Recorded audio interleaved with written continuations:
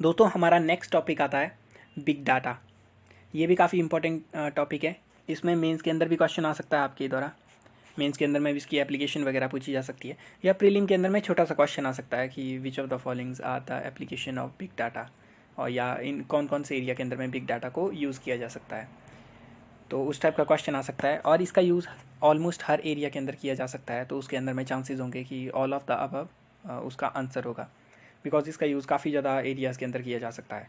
ठीक है, बाकी इसमें कुछ टेक्निकल टर्म भी हैं, लेकिन वो क्वेश्चन के लिहाज से उतनी इंपॉर्टेंट नहीं है। तो गवर्नमेंट के द्वारा रिसेंटली यूज़ किया जा रहा है, बिग डाटा का यूज़ किया जा रहा है, जैसे लेबर माइग्रेशन की ट्रेंड वगैरह फाइंड आउट करने के लिए, फिर इंटरस्टेट ट्रेड वगैरह को फाइंड आउट करने के लिए। तो बिग डाटा होता क्या है एक्चुअल के अंदर में, जैसा नाम से पता लग रहा है डाटा और बिग, लार्ज अमाउंट का डाटा है। तो ये क्या है, लार्ज वॉल्यूम ऑफ डाटा है जो कि स्ट्रक्चर्ड हो सकता है, मतलब वेल स्ट्रक्चर्ड है। आपको पता है, जैसे मान लो लेबर माइग्रेशन का डाटा है, तो लेबर माइग्रेशन का डाटा वेल स्ट्रक्चर्ड नहीं होगा। अगर मान लो आपने डाटा लेना है एक ट्रेन में कितने परसेंट ट्रैवल कर रहे हैं, तो पूरे इंडिया में ट्रैवल कर रहे हैं नहीं कर रहे, तो वो एक स्ट्रक्चर्ड फॉर्म के अंदर हो सकता है अगर आप डाटा को कलेक्ट करते।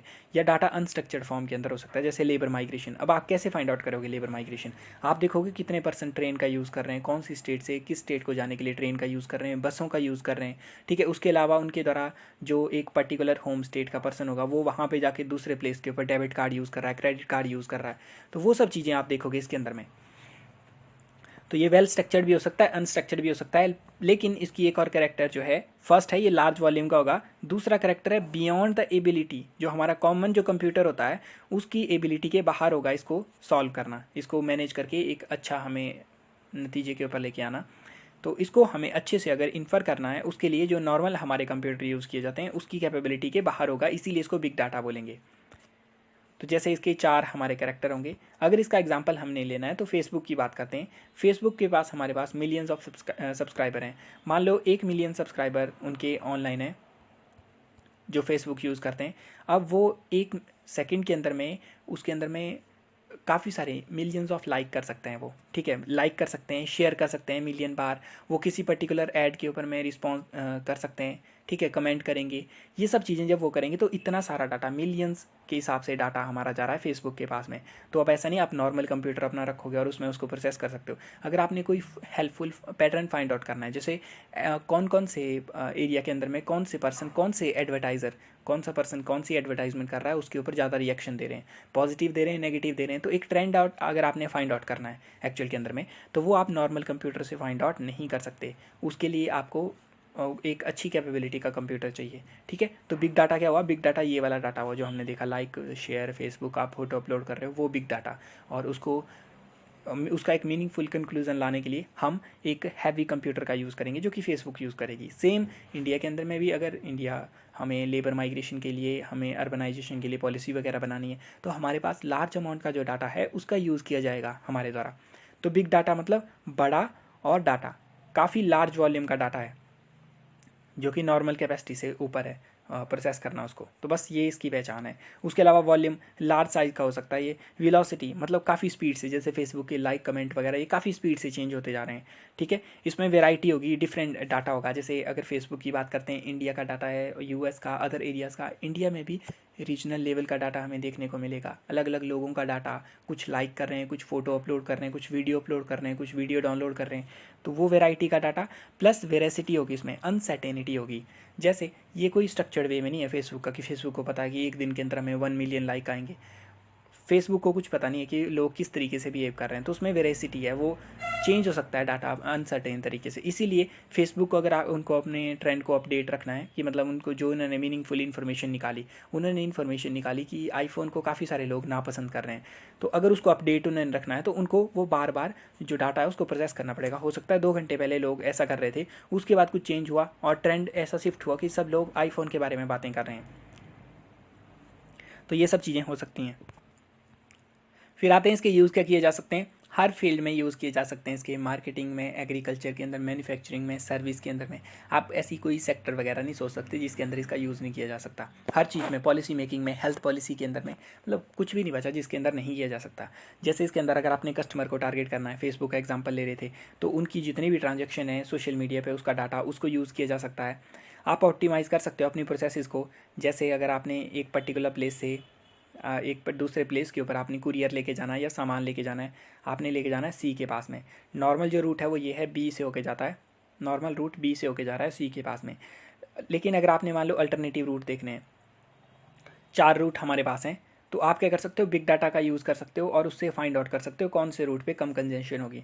तो फर्स्ट तो आप देख सकते हो नॉर्मल जो हमारा ट्रैफिक का डाटा होगा वो देख सकते हो, फिर सैटेलाइट का डाटा देख सकते हो। उसके अलावा कौन कौन से लोग कौन कौन से एरिया के अंदर में वो फेसबुक पे एक्टिव हैं, जो कि मतलब लाइव स्ट्रीमिंग कर रहे हैं, जो दिखा रहे हैं कि हम कहाँ पे प्रेजेंट है, किन्होंने अपनी लोकेशन डाली हुई है, वहाँ से डाटा ले लोगे, इंस्टाग्राम से डाटा ले लोगे।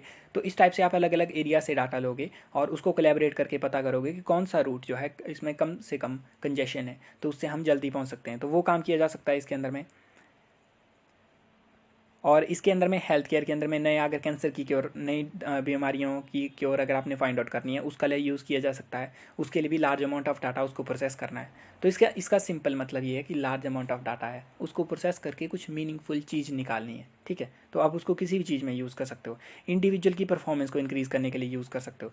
तो जैसे हम इंटरनेट ऑफ थिंग की बात करते हैं, उसमें हमारी काफ़ी सारी डिवाइसेज होंगी, तो वो जो डिवाइसेज हैं वो large amount of data produce कर रही हैं। लार्ज अमाउंट ऑफ डाटा जो प्रोड्यूस कर रही हैं, उसी के लिए नेसेसिटेट होता है हमारे लिए कि 5G टेक्नोलॉजी आए।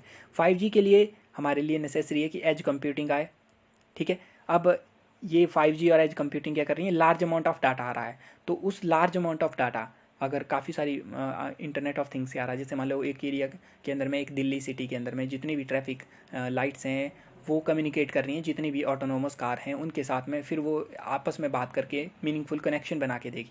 तो वो भी एक बिग डाटा का एग्जांपल होगा कि लार्ज अमाउंट ऑफ डाटा है उसके अंदर में, रियल टाइम के अंदर में वो बातें कर रहे होंगे, ठीक है। तो ये सारी टेक्नोलॉजी जुड़ी हुई हैं एक दूसरे के साथ में। इसी तरीके से इंडिविजुअल को भी अगर आप सेंसर लगाते हो हार्ट बीट को मेज़र करने के लिए, ठीक है, उसकी मसल की कॉन्ट्रैक्शन को मेज़र करने के लिए, कितना वो ग्लूकोज यूज़ कर रहा है, उसके लिए आप सेंसर यूज़ करते हो। उस किस तरीके से जब वो मूव करता है तो कौन सा तरीका उसके लिए अच्छा होगा, तो उसके लिए सेंसर जब लगाओगे उसमें भी आपको large amount of data produce होगा, उसको हमें प्रोसेस करना पड़ेगा। तो वो भी एग्जांपल आता है हमारा बिग डाटा का। उसके अलावा पुलिस साइबर अटैक अगर आपने देखना है तो आप debit card, credit card, terrorism वगैरह इन चीज़ों के लिए यूज़ कर सकते हो। जैसा मैंने बताया काफ़ी सारे एरिया से आप डाटा लेके आ सकते हो इकट्ठा करके। और हमारे द्वारा भी रिसेंट के अंदर में यूज़ किया जा रहा है, जैसे नीति आयोग के द्वारा यूज़ किया जा रहा है बिग डाटा का।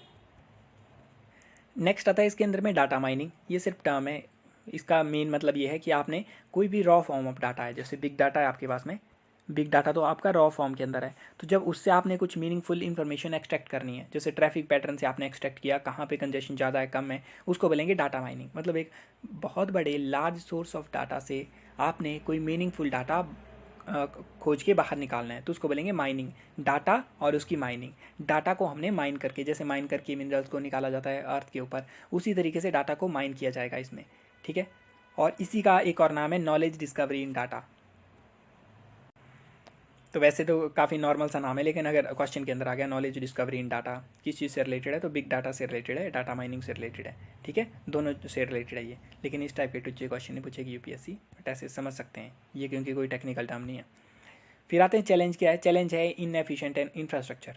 डाटा मैनेजमेंट के लिए सेंटर की आवश्यकता है। इंडिया के अंदर में ऑलमोस्ट जितनी हमें आवश्यकता है उसका 25% भी अवेलेबल नहीं होता, ठीक है। तो हमारे पास डाटा सेंटर ही नहीं है। डाटा कलेक्शन और मैनेजमेंट कैसे करेंगे वो हमारे पास उपलब्ध नहीं है। प्लस आपको कॉन्स्टेंट इवेल्युएशन करनी पड़ती है, फीडबैक का यूज़ करना पड़ता है। जैसा मैंने आपको बताया फेसबुक पे अगर आपको ट्रेंड फाइंड करने हैं तो आपको कंटिन्यूसली अपडेट करना पड़ेगा डाटा, बिकॉज लोग अपडेट कर रहे हैं continuously, millions of people upgrade कर रहे हैं, अपडेट कर रहे हैं कंटिन्यूसली अपना जो भी डाटा है। फिर इसमें एनोनाइमेजेशन ऑफ डाटा हो जाएगा, ठीक है। तो एनोनिमिटी इसमें काफ़ी ज़्यादा देखने को मिलेगी। कैसे? आपने मिलियंस ऑफ पीपल का डाटा इकट्ठा करके कोई पैटर्न फाइंड आउट किया, तो अब एक्चुअल में किसका डाटा कहाँ पे यूज़ किया उसका कोई पता नहीं चल रहा है। आपने ट्रेंड तो फाइंड आउट कर लिया यहाँ पे, लेकिन किसी का डाटा किस तरीके से यूज़ कर लिया, तो एक तरीके का प्राइवेसी और डाटा सिक्योरिटी की भी प्रॉब्लम इसमें देखने को मिलती है, ठीक है। तो ये आ रहा है, ये मेंस के अंदर इनको लिख सकते हो आप। उसके अलावा हमारे पास एक टर्म आती है, सिंपल टर्म है नेट न्यूट्रलिटी। ये टर्म पहले काफ़ी ज़्यादा न्यूज़ के अंदर थी 2014, 15, 16 के अंदर में, उसके बाद न्यूज़ में नहीं आई, तो ये बेसिक के अंदर में आ जाती है। इसको सिंपल सी एक लैंग्वेज के अंदर में समझना है एक्चुअल में क्या होता है। ऐसा आ सकता है term net neutrality sometimes in news refers to which of the following, तो वो हमें समझना है बस। तो नेट न्यूट्रलिटी, इंटरनेट की न्यूट्रलिटी होनी चाहिए। तो ये क्या है? इंटरनेट सर्विस प्रोवाइडर सब लोगों को जो भी कंटेंट मिलेगा, जो भी एप्लीकेशन होगी, रिगार्डलेस ऑफ सोर्स, एक ही समान उनको लेन प्रोवाइड करवाएंगे। इसका मतलब है अगर हमारे पास अमेजोन की वेबसाइट है, फ्लिपकार्ट की वेबसाइट है, फेसबुक है, तो इंटरनेट सर्विस प्रोवाइडर क्या करेंगे, वो इनको सेम लेन प्रोवाइड करवाएंगे। मतलब इनको मान लो इसको 1 GB की स्पीड दी है, इसको भी 1 GB की मिलेगी, इसको भी 1 GB की मिलेगी। अगर मान लो मैं आपको पैसे देता हूँ, मैंने जियो को बोला कि आप ऐसा करो कि जैसे अमेजोन, फ्लिपकार्ट, इनके अंदर में तो आप 1 सेकंड के अंदर में एक 2 2 3 3 सेकंड के अंदर में इनके अंदर में लाखों के अंदर ट्रांजेक्शन हो जाती हैं, ठीक है। तो मैंने कहा, मैं फ्लिपकार्ट का ओनर हूँ, मैंने बोला अमेजोन की जो वेबसाइट है उसको आप लिटिल बिट, मतलब आप 1 GB की स्पीड दे रहे हो, 500 MB कर दो उसको, मतलब थोड़ा सा स्लो कर दो, थोड़ी सेकंड का उसमें फ़र्क पड़ जाए। उसका मतलब मुझे बिलियंस ऑफ डॉलर का प्रॉफिट हो सकता है यहाँ पे। तो वो मैं काम करवा सकता हूँ, मतलब वो इलीगल है लेकिन मैं पैसे दूंगा कंपनी को, और कंपनी बोलेगी हमें तो पैसे मिल रहे हैं, जो हमें ज़्यादा पैसे देगा उसको ज़्यादा स्पीड प्रोवाइड करवाएंगे। तो इस चीज़ को रोकने के लिए एक कंसेप्ट है, उसका नाम बोला जाता है नेट न्यूट्रलिटी, जो इंडिया में भी फॉलो किया जाता है और काफ़ी सारे देशों में फॉलो किया जाता है। उसका मतलब है आप किसी को भी स्पेशल लेन प्रोवाइड नहीं करवाओगे, किसी की भी स्पीड को स्लो नहीं करोगे। जैसे अमेजोन की अगर वेबसाइट को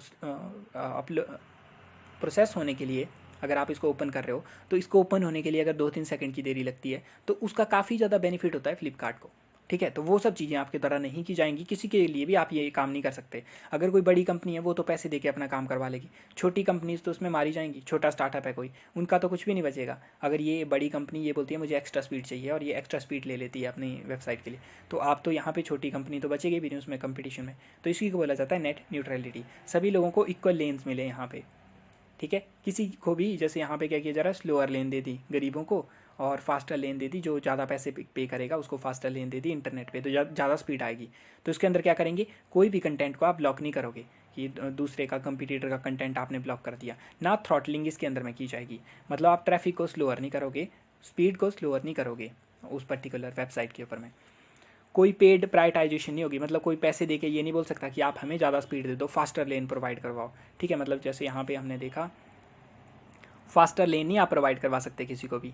अगर किसी ने पेमेंट वगैरह की, सब लोगों को इक्वल लेन मिलेगी, इक्वल तरीके से कंपटीशन हो, ठीक है। तो ये है नेट न्यूट्रलिटी का। पहले ये काफ़ी न्यूज़ के अंदर था, बिकॉज फेसबुक बेसिक, उसके बाद एयरटेल लेके आया था। तो इनके द्वारा, फेसबुक के द्वारा क्या बोला गया, फेसबुक के द्वारा बोला गया कि हम फेसबुक बेसिक लॉन्च करेंगे। उसका मतलब हम कुछ वेबसाइट इंक्लूडिंग आर्स उसको हम फ्री ऑफ कॉस्ट प्रोवाइड करवाएंगे, और बाकी वाली जो होंगी वो तो पेड तरीके से पेमेंट होगी उनकी। आई थिंक ये 2014-15 के अंदर आया था। तो इसका विरोध किया गया काफ़ी ज़्यादा कि मतलब इस तरीके से तो हमारी दूसरी जो कंपनीज़ हैं उनको तो काफ़ी ज़्यादा नुकसान हो जाएगा। तो फिर इसको बंद कर दिया गया। फिर एयरटेल ने भी बोला था कि हम कुछ वेबसाइट को मतलब ज़्यादा प्रमोट करेंगे, उनके लिए प्रायोरिटाइजेशन होगी ताकि इंटरनेट की पेनिट्रेशन हो सके, लेकिन उसका भी इनकार कर दिया गया। तो इंडिया में नेट न्यूट्रलिटी को फॉलो किया जाता है, ये बात ध्यान में रखनी है दोस्तों। अब हमारा नेक्स्ट टॉपिक आएगा क्रिप्टो करेंसीज़, और जिसके अंदर ब्लॉकचेन। तो ये काफ़ी इंपॉर्टेंट टॉपिक है, और वैसे तो सारे ही टॉपिक इंपॉर्टेंट है जो मैं करवा रहा हूँ, तो बार बार बोल रहा हूँ मैं, इंपॉर्टेंट है। क्रिप्टो करेंसीज़ इंपॉर्टेंट है। क्रिप्टो करेंसी क्या होती हैं, डिजिटल और वर्चुअल करेंसी होती हैं, जो कि क्रिप्टोग्राफी से उनको कोड किया गया होता है। तो मतलब क्या है, करेंसी क्या होती है, करेंसी होती है आपने किसी चीज़ की वैल्यू को पे करना है एक पर्सन से दूसरे पर्सन के लिए। तो उसके लिए पहले मेटालिक मनी यूज़ करते थे, गोल्ड वगैरह यूज़ कर लिया, सिल्वर आपने, लोहे के सिक्के किसी को दे दिए। अब आजकल के टाइम के अंदर में हम नोट यूज़ करते हैं, ठीक है। उसके अलावा बैंक मनी यूज़ करते हैं, एटीएम कार्ड वगैरह ऑनलाइन कर देते हैं। लेकिन बैंक मनी के केस में, पैसों के केस के अंदर में हमारे पास एक सेंट्रल बैंक है जिसके पास में एक्चुअल के अंदर में करेंसी अवेलेबल है फिजिकल फॉर्म में, तो हम बस उसको आगे पीछे करते रहते हैं ऑनलाइन फॉर्म में। लेकिन एक ऐसी करेंसी जो कि डिजिटल हो, जो कोई उसका फिजिकल कोई फुटप्रिंट नहीं है, वर्चुअल है वो मतलब एक तरीके से आपको लगेगा कि वर्चुअल वे के अंदर में वो करेंसी है, वो एक्चुअल में कोई करेंसी नहीं है, ठीक है। एक्चुअल में फिजिकल कुछ भी नहीं है, सिर्फ वो कोड है, ठीक है। कोड है जो करेंसी की फॉर्म में दिखेगा। तो एक डिजिटल या वर्चुअल करेंसी है जो कि क्रिप्टोग्राफी का मतलब है आपने उसको कोड किया हुआ है, उसको इस तरीके से आपने लॉक किया हुआ कि उसको टेम्पर नहीं किया जा सकता, ठीक है। उसमें क्रिप्टो टेक्नोलॉजी का आपने यूज़ किया हुआ है, तो आपने उसको कोड करके रखा हुआ है इस तरीके से, उसमें लॉक लगाया हुआ है, जो हमें आगे समझ आ जाएगा ब्लॉकचेन में एक्चुअल में क्या किया जा रहा है। और इसको काउंटरफिट नहीं किया जा सकता क्योंकि क्रिप्टोग्राफी से इसको कोड करके रखा हुआ है, और इसको कोई सेंट्रल अथॉरिटी इशू नहीं करती। तो ये इंपॉर्टेंट पॉइंट है। कोई भी हमारा टॉपिक होता है उसमें 2-3 पॉइंट होते हैं जो मेन होते हैं उसके, वो काम आते हैं यूपीएससी के लिए। बाकी आप कुछ भी राम कहानी आसपास की चीज़ें पढ़ते रहो फालतू की, उससे वो नहीं होता। तो अगर आप सिर्फ आपको फाइंड आउट करने आगे कौन से वो पॉइंट हैं जो कि हमें पता होने चाहिए जब भी हम किसी पॉइंट को डिस्कस करेंगे, किसी पर्टिकुलर टॉपिक को। जैसे ब्लॉकचेन है, ब्लॉकचेन में हार्डली 4 से 5 शब्द होंगे जो कि आपको याद करने हैं, उन्हीं के मीनिंग अगर आपको पता है तो उनसे क्वेश्चन हो जाता है, अदरवाइज़ आप कुछ भी पढ़ सकते हो फालतू में। तो ये डिजिटल है, वर्चुअल है, प्लस इसको काउंटरफीट करना काफ़ी मुश्किल है और इसको कोई सेंट्रल अथॉरिटी इशू नहीं करती। ठीक है, तो ये फैक्ट आपको ब्लॉकचेन टेक्नोलॉजी से समझ आ जाएंगे क्या किया जा रहा है। और क्रिप्टो करेंसीज अलग अलग प्रकार की होती हैं, काफ़ी सारी, हमारी 100-200 से भी ऊपर होंगी, अलग अलग प्रकार की। फर्स्ट थी बिटकॉइन, जिसको संतोशी नाकोमोटो, एक सूडो नेम था संतोशी नाकोमोटो, उसके नेम के ऊपर इसको 2009 में बनाया गया था। पता नहीं किसने, कौन था ये, बट ये नाम यूज़ किया गया था।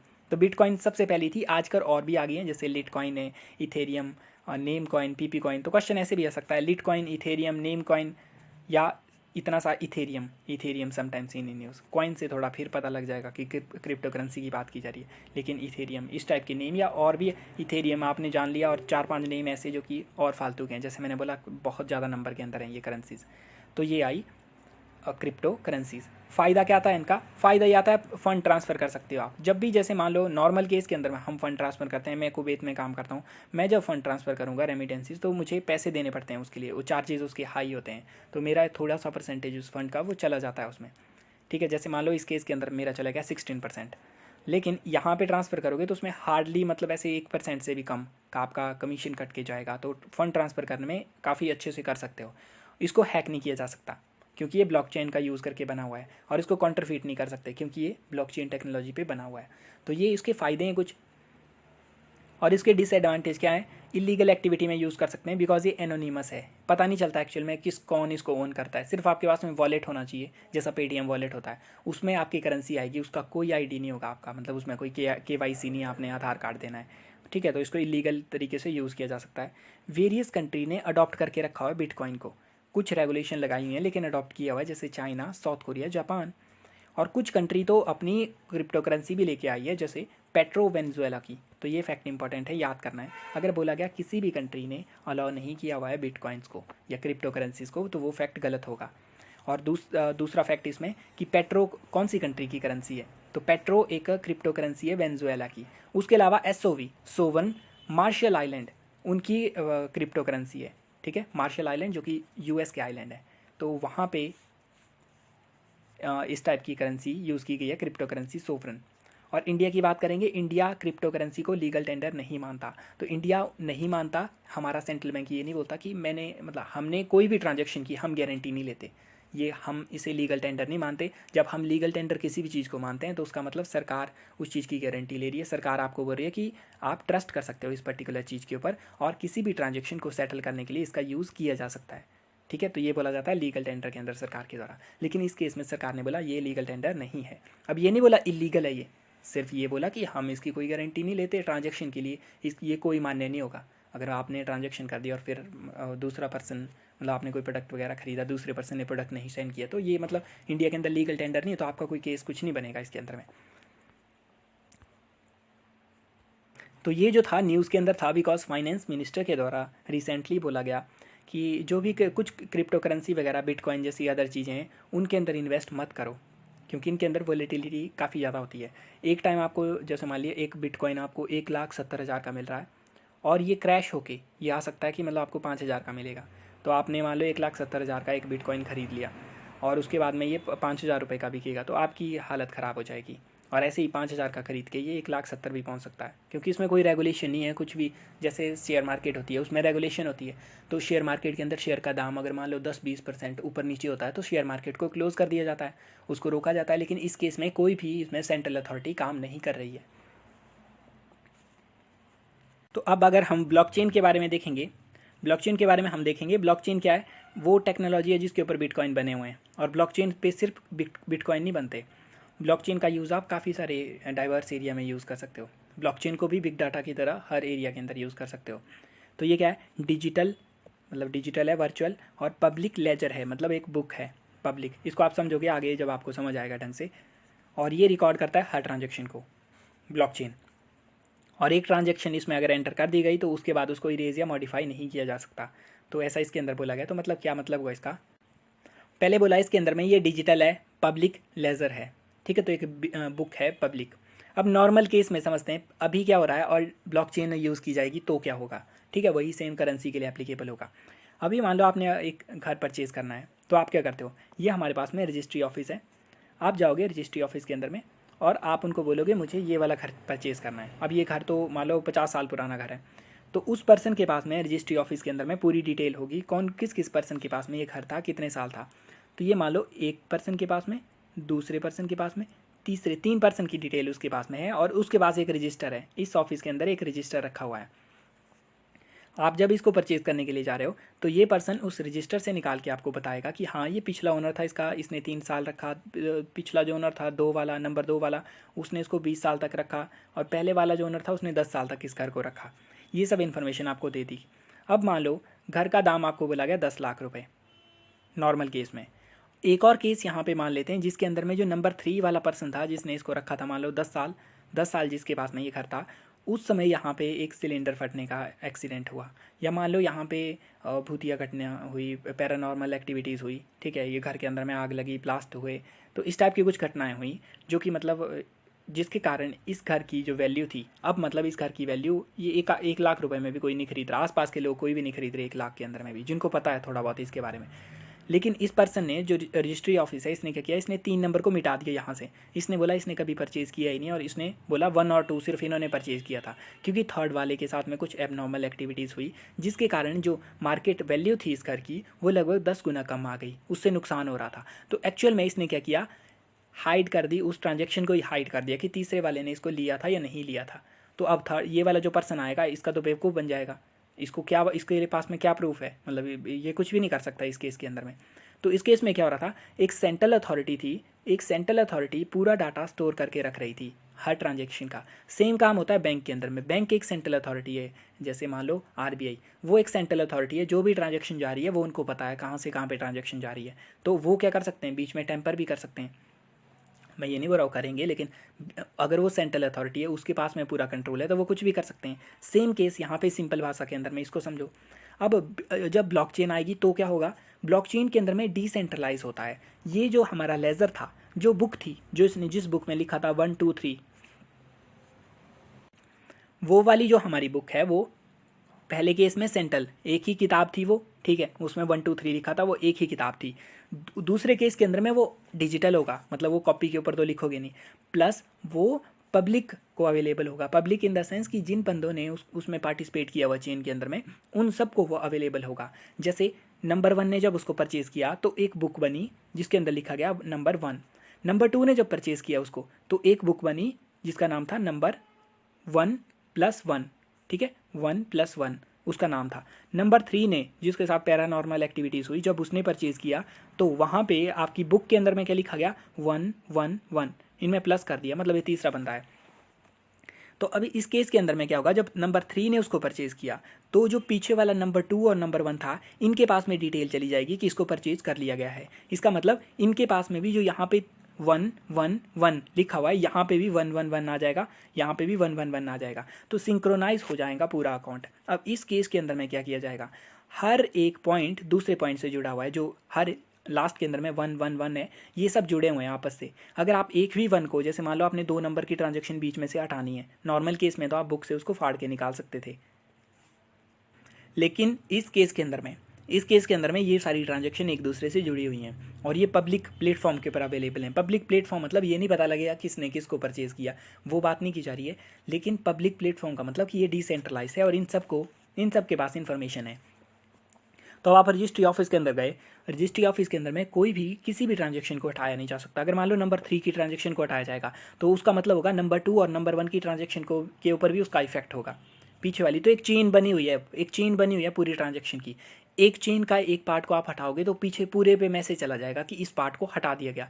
इसका मतलब जब भी वहाँ पे पैरानॉर्मल एक्टिविटी हो, सिलेंडर फटे, कुछ भी हो, वो सारी इन्फॉर्मेशन उसको हटाया नहीं जा सकता, ऐसा बोला जा रहा है। इसको बोलते हैं ब्लॉकचेन, एक चेन बनी हुई है।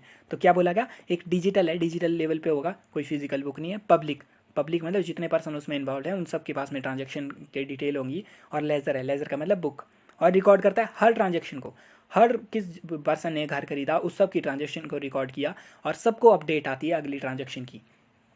तो किसी भी ट्रांजेक्शन को हटाया नहीं जा सकता, और ट्रांजेक्शन को एक बार उसमें एंटर कर दिया उसके बाद उसको ना इरेज कर सकते ना मॉडिफाई कर सकते। अगर 3 ट्रांजेक्शन हो चुकी हैं तो तीनों ट्रांजेक्शन का, जो 2 ने 3 को ट्रांजेक्शन की उसकी डिटेल भी 1 के पास में है, मतलब उसके पास में जो कीज़ थी, जो कोड था वो अपडेट हो गया। उसका मतलब अगर फिर से इसमें कोई मॉडिफिकेशन करोगे तो यहाँ पे पता लग जाएगा, इसके साथ वो मैच नहीं कर पाएगा। तो ये था घर के केस के अंदर में इसको जब यूज़ करोगे, ठीक है। और इसको क्या बोलेंगे, ओपन लेजर है, मतलब ओपन बुक है। ये किसी सिंगल एंटिटी के द्वारा कंट्रोल नहीं की जा रही है। जैसे उस केस में रजिस्ट्री ऑफिस था, ऐसा कंट्रोल नहीं की जा रही, ना बैंक होगा इसमें। ब्लॉकचेन के ऊपर क्रिप्टो करेंसी बन सकती हैं, जो मैंने घर का एग्जांपल दिया वो भी हो सकता है। आगे हम और एग्जांपल देखेंगे, उसमें कुछ भी कर सकते हो आप। अगर आपने एक प्लेस से दूसरे प्लेस सामान भी लेके जाना है तो उसको भी ब्लॉकचेन के थ्रू आप काम करवा सकते हो उसका, ठीक है। तो इसमें सिंगल एंटिटी नहीं होगी, कोई सेंट्रल अथॉरिटी नहीं होगी इसकी। तो ये थोड़ा डेंजरस आता है, क्योंकि इसके अंदर में बैंक वगैरह की नीड खत्म हो जाएगी। आपको बैंक की आवश्यकता ही नहीं है इसमें, आप तो ट्रांजेक्शन कर पाओगे ऐसे क्रिप्टो करेंसी के अंदर में, ठीक है। और डिजिटल जो ब्लॉकचेन है उसका यूज़ हमारे द्वारा और टेक्नोलॉजी के अंदर भी यूज़ किया जा सकता है, जैसे उनको हम देखेंगे अभी। और ये डिसेंट्रलाइज है, मतलब कोई सेंट्रल अथॉरिटी नहीं है। इसके अंदर में डिसेंट्रलाइज डाटाबेस है। जो घर का डाटा था वो तीनों के पास अवेलेबल था डिसेंट्रलाइज फॉर्म में। और सिंक्रोनाइज हो जाता है डाटा। इसका मतलब जब 2 से 3 पे ट्रांजेक्शन होगी तो उसकी डिटेल यहाँ पे भी हो जाएगी, मतलब यहाँ पे भी फीड हो जाएगी। तो ऑनलाइन वो इसके साथ में भी सिंक्रोनाइज हो जाएगा, पूरी चेन के अंदर डाटा सिंक्रोनाइज होगा। और एनक्रिप्टोग्राफी मतलब ये सारी कीज़ के साथ में कोडेड हैं, तो आप इसको हटा नहीं सकते, कोई इसमें टेम्पर नहीं कर सकते इनको। तो ये 4 शब्द काफ़ी इंपॉर्टेंट हैं। Open ledger, decentralize, synchronized and encryptography काफ़ी इंपॉर्टेंट हैं। और ये वही एग्जांपल है जिसके अंदर में हमने पीछे एग्जांपल देखा। जैसे हमारे पास 4 ट्रांजेक्शन अगर हुई इस केस के अंदर में, तो फर्स्ट ट्रांजेक्शन 1 से जब 2 पे ऊपर ट्रांजेक्शन होगी तो यहाँ पे एक उंगली तो है, यहाँ पे भी एक उंगली है, इसके साथ में एक और उंगली जुड़ गई। यहाँ पे 2 उंगलियाँ हैं, इसके साथ एक जुड़ गई। यहाँ पे 3 उंगलियाँ, इसके साथ एक और जुड़ गई। मतलब पहले वाली जो ट्रांजेक्शन थी उसके आप यहाँ पे देख सकते हो ट्रेसिस, ये वाली उंगली उसके ट्रेसिस हैं। तो एक्चुअल के अंदर में पहले वाली जो ट्रांजेक्शन थी वो भी यहाँ पे आपको देखने को मिल रही है। अब अगर आप यहाँ से किसी ट्रांजेक्शन को मूव करने की कोशिश करोगे तो वो उस ट्रांजेक्शन के साथ में जुड़ी हुई है, उसके ऊपर उसका असर होगा और उसका पता चल जाएगा आपको।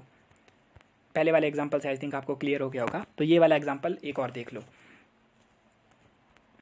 यहाँ पे हमारे पास में 4 इंडिविजुअल हैं, ए, बी, सी एंड डी। अब ये करेंगे ट्रांजेक्शन एक दूसरे के साथ में, ठीक है।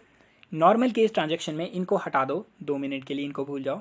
नॉर्मल केस ट्रांजेक्शन में क्या हो रहा था, बीच में हमारा बैंक है मान लो SBI। तो ए ने बी को $5 ट्रांसफ़र किए, उसकी डिटेल SBI के पास में आ गई। बी ने $3 सी को ट्रांसफ़र किए, उसकी डिटेल SBI के पास में आ गई।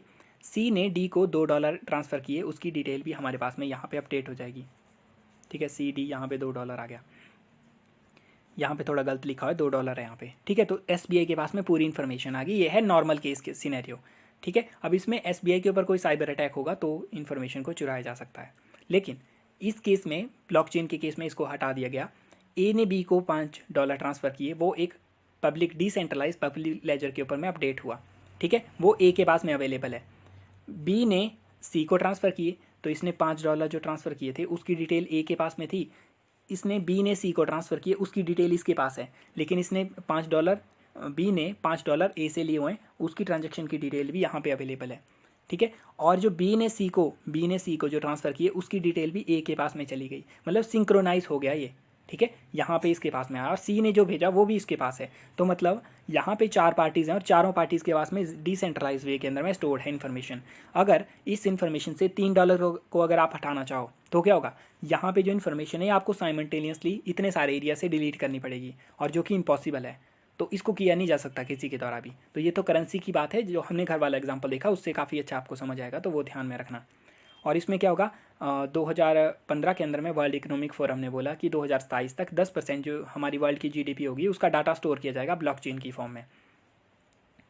और इसको काफ़ी तरीके से यूज़ किया जा सकता है, जैसे बेनिफिटेंस की इंटरमीडिएरी की आवश्यकता नहीं होगी आपको बीच में, जैसे बैंक वगैरह भी ख़त्म कर दिए जाएंगे अगर ये चीज़ें होती हैं। बिकॉज आपको ट्रस्ट एस्टेब्लिश करने के लिए होते हैं बैंक बीच में कि वो ओरिजिनल है। बैंक यहाँ पे जैसे ये केस था तो बैंक ट्रस्ट एस्टेब्लिश कर रहा था कि जो ये पैसे दे रहा है वो ओरिजिनल पैसे हैं, ठीक है, उसको दे रहा है। लेकिन इस केस में तो ये अपडेट हो रहा है हर जगह, तो डुप्लीकेसी का तो कोई मतलब ही नहीं बनता,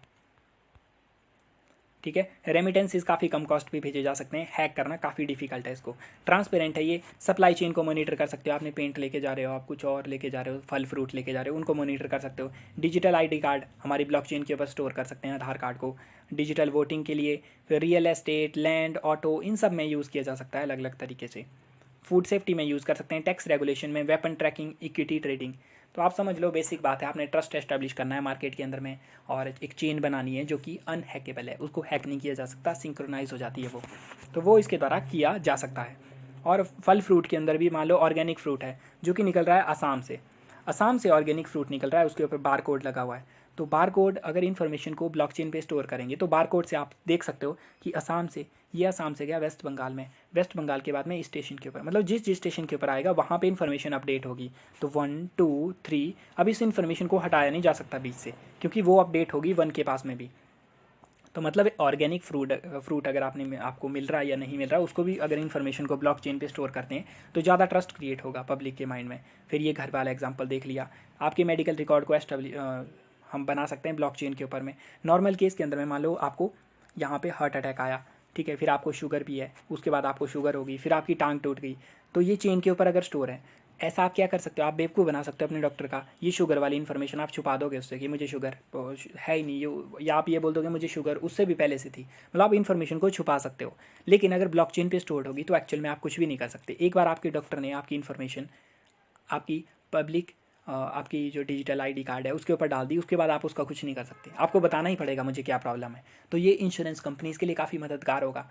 वो आईडी मांगेगी और उनको भरोसा होगा कि उस आईडी के ऊपर इन्फॉर्मेशन है, उसको चेंज नहीं किया जा सकता, तो मतलब वो ओरिजिनल इन्फॉर्मेशन है, तो वो इनके द्वारा किया जा सकता है।